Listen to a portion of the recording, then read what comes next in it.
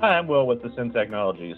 We get a lot of questions about penetration tests and risk assessment. So today I'm going to answer if your organization needs a risk assessment or a penetration test. Ideally, you would want to get both annually. And there's a particular order of operations that you would want to go in when you're getting both annually. So ideally, you'd want to start with a risk assessment first. That gives you a chance to remediate any issues that you find in your network before you have the penetration test done that tests your security controls. When it comes to risk assessments, a lot of times a vulnerability scan is included in that. So that really helps you to get a sense of what vulnerabilities are inherent in your network and gives your team a chance to remediate those vulnerabilities.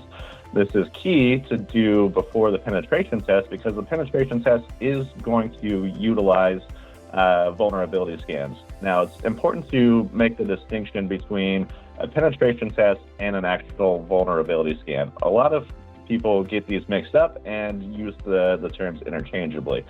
But the vulnerability scan is essentially that. It's an automated scanner that goes in your network that's designed to find quick, low-level vulnerabilities, something that an attacker can easily pick up on and abuse in your network. Now, a penetration test is actually a lot more extensive in that a vulnerability scan is one component of a penetration test, but it actually goes a lot further beyond that.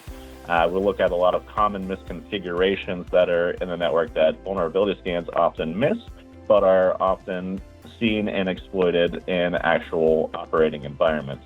So that's why it's important to make sure that you're getting an actual penetration test as opposed to just a simple vulnerability scan. So in summary, the short answer is get both, a risk assessment and a penetration test. But if you can only get one and you haven't had a risk assessment before, I would suggest starting there and getting a risk assessment first.